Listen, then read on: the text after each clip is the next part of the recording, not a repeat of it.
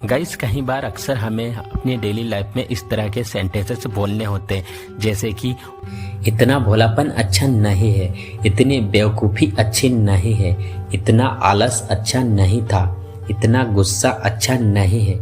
Guys इस तरह के सेंटेंसेस अक्सर हमें हमारी डेली लाइफ में न जाने कितने बार इनका यूज़ करना होता है। तो आज की इस वीडियो में मैं आप लोगों को सिखाने वाला हूँ कि इन्हें इंग्लिश में कैसे बोला जाता है। तो गाइस इन्हें बोलने के लिए मेनली 2 रूल्स का यूज़ किया जाता है। तो आइए देखते हैं। तो सबसे पहले बोला जाता है this much plus noun plus is oblique was plus not good, और सेकेंड है so much plus noun plus is oblique was plus not good. Gas यहाँ पे बता देना चाहूँगा, जो इज है अगर हमारा सेंटेंस प्रेजेंट में है तो इज का यूज़ होगा, अगर पास्ट में है तो वाज का यूज़ होगा। तो आइए यहाँ पे कुछ एग्जांपल्स लेते हैं ताकि इसे और बेटर तरीके से सीख सके। इतना भोलापन अच्छा नहीं है, this much innocence is not good, या फिर so much innocence is not good. इतनी बेवकूफ़ी अच्छी नहीं है, this much foolishness is not good, या फिर so much foolishness is not good.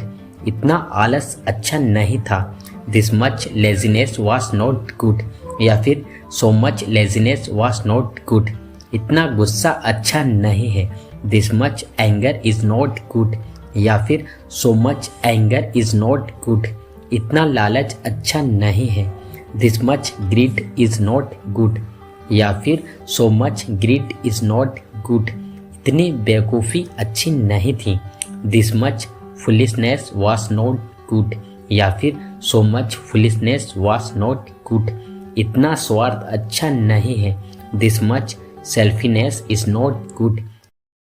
वह हमेशा अपने काम में मगन रहती है, मेरी माँ हमेशा सत्संग में मगन रहती है, रोहित हमेशा क्रिकेट खेलने में मगन रहता है, वह हमेशा पैसे कमाने में मगन रहता है।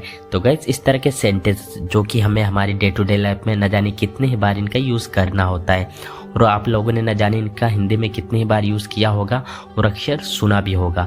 सो डोंट वरी गाइस, आज की इस वीडियो में मैं आप लोगों को सिखाने वाला हूँ कि इन्हें इंग्लिश में कैसे बोला जाता है।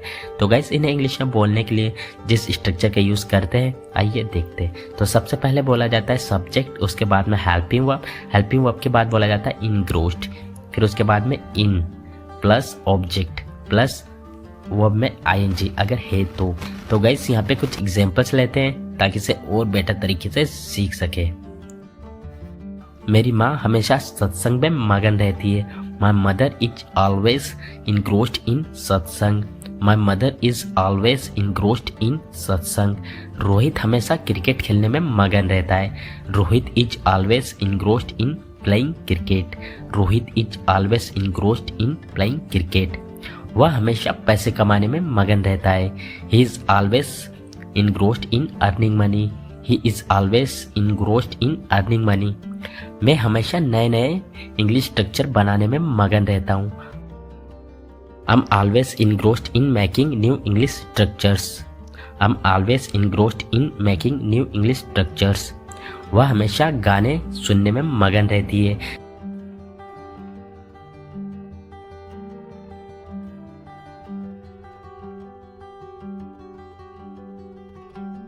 she is always engrossed in listening the songs, she is always engrossed in the listening the songs। Gas यहाँ पे आप द की जगह टू का भी यूज कर सकते हो। अब तक तो वे चले गए होंगे, अब तक तो वह घर पहुंच गया होगा, अब तक तो सब सो गए होंगे, अब तक तो उसकी शादी हो गई होगी। तो गाइस इस तरह के सेंटेंसेस जो कि हमें हमारी डे टू डे लाइफ में न जाने कितने ही बार इनका यूज़ करना होता है, और अक्सर आप लोगों ने इनका यूज़ हिंदी में किया भी होगा और बहुत बार सुना भी होगा। सो डोंट वरी गाइस, आज की इस वीडियो में मैं आप लोगों को सिखाने जा रहा हूँ कि इन्हें इंग्लिश में कैसे बोला जाता है। तो गाइस इन्हें इंग्लिश में बोलने के लिए जिस फ्रेज का यूज़ किया जाता है वो है मस्ट हैव, जिसका हिंदी मीनिंग होता है कोई काम हो जाना, मतलब जो काम है आपका वो हो जाना पूरी तरह से। तो आइए इसको यूज़ करने का कंप्लीट रूल जान लेते हैं। तो सबसे पहले बोला जाता है सब्जेक्ट, उसके बाद में मस्ट हैव के बाद बोला जाता है वर्ब की थर्ड फॉर्म के बाद बोला जाता है बाय नाउ। तो आइए गाइस यहाँ पे कुछ एग्जांपल्स लेते हैं ताकि इसे और बेटर तरीके से सीख सके। अब तक तो वे चले गए होंगे, they must have reach by now, they must have reach by now. अब तक तो वह घर पहुंच गया होगा, he must have reached home by now, he must have reached home by now, अब तक तो सब सो गए होंगे। Everyone must have slept by now, everyone must have slept by now, अब तक तो उसकी शादी हो गई होगी। She must have got married by now, she must have got married by now, अब तक तो उसने सबको बता दिया होगा। She must have told everyone by now, she must have told everyone by now, अब तक तो तुम्हारे दोस्त ने अपना काम कर लिया होगा। Your friend must have done his work by now, your friend must have done his work by now, अब तक तो तुम इंग्लिश बोलना सीख गए होंगे। You must have spoken English by now, you must have spoken English by now. कैसे भी करके इसे यहाँ से भगाओ, कैसे भी करके मुझे इंग्लिश सीखनी है, कैसे भी करके इसे खत्म करो, कैसे भी करके मैं वहाँ पहुँच जाऊँगा। गाइस, इस तरह के सेंटेंसेस हमें एक ही दिन में कई बार बोलने होते हैं, जिसमें हमें बोलना होता है कैसे भी करके, कैसे भी, किसी भी तरह। तो इस प्रकार के सेंटेंसेस के लिए हम इंग्लिश में जो फ्रेज यूज़ करते हैं वो है बाय एनी मीन्स, जिसका हिंदी मतलब होता है कैसे भी करके, किसी भी तरह। तो तीनों का एक ही मतलब होता है, बस कहने का फ़र्क होता है। तो चलिए यहाँ पे कंप्लीट स्ट्रक्चर जान लेते हैं इसका कंप्लीट स्ट्रक्चर है। सबसे पहले लिखेंगे कंप्लीट सेंटेंस, जो कि किसी भी टेंस में हो सकता है, ये आपके ऊपर डिपेंड करता है कि आपको कहना क्या है। फिर उसके बाद लिखेंगे बाय एनी मीन्स। तो चलिए गाइस, यहाँ पे कुछ एग्जांपल्स ले लेते हैं ताकि इसे और बेहतर तरीके से समझ सके। कैसे भी करके मुझे इंग्लिश सीखनी है, I have to learn English by any means, कैसे भी करके इसे खत्म करो।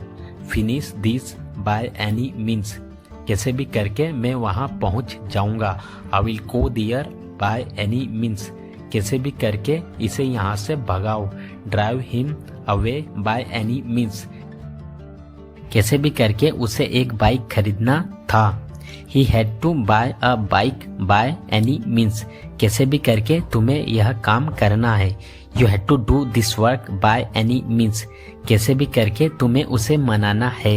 You have to convince her by any means. तो गाइस, आज के लिए बस इतना ही। अगर आपको वीडियो अच्छा लगा है तो वीडियो को लाइक करें और साथ ही साथ में चैनल को सब्सक्राइब करना ना भूलें। मिलते हैं नेक्स्ट वीडियो में। Till then take care.